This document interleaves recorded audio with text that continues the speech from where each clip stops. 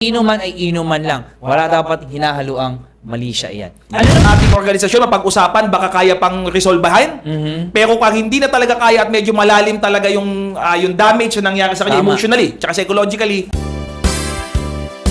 Kung yung kuya na member A, gumawa na kagad ng mali siya dahil inuman naman pala. Ang Well, nagsusumbong ay club president. Club president pa ha? Okay, sige ito muna, legally speaking. Okay? Idemanda mo na po agad kung sino man yung biktima dito, idemanda mo na kaagad. Bakit ko sinasabi? Kasi ito ay malinaw na paglabag sa revised penal code. Ito ay maituturing nating acts of lasciviousness. Isa po itong krimen. So ngayon, bakit ko sinasabi idemanda mo kaagad? Kasi baka mamaya sasabihin member ako ng Eagles, dadaan ka muna sa mga proseso. Hindi po. Ang ating pong membership ay hindi po naging hadlang at kahit kailan, hindi po magiging hadlang sa tamang paraan ng hustisya. Okay? Mas nangingibabaw ang batas ng bansa kaysa sa batas ng agila. So in other words, baka kasi sasabihin, nagiinuman, gusto rin. Hindi po, huwag niyong gagamitin na gusto rin, huwag nating i-assume, huwag nating i-presume. Ang inuman ay inuman lang. Wala dapat hinahaluang mali siya iyan. Ano naman ang take mo dyan? Ang take ko dyan is ganito.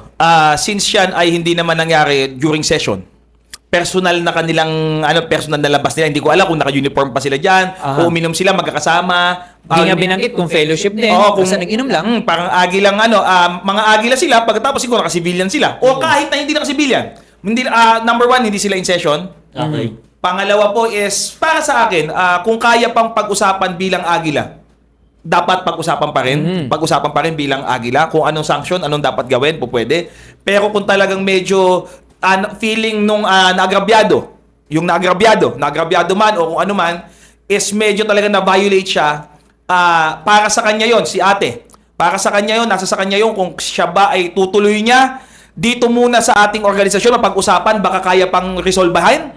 Pero kung hindi na talaga kaya at medyo malalim talaga yung damage na nangyari sa kanya Tama. emotionally, tsaka psychologically, Tama. doon yung pagkakataon talaga na po pwede talaga nating idiretso na po sa mas mataas po na korte po, kung Tama, tinatawag tama natin. naman Medyo maselan, natakot ako eh. Oo.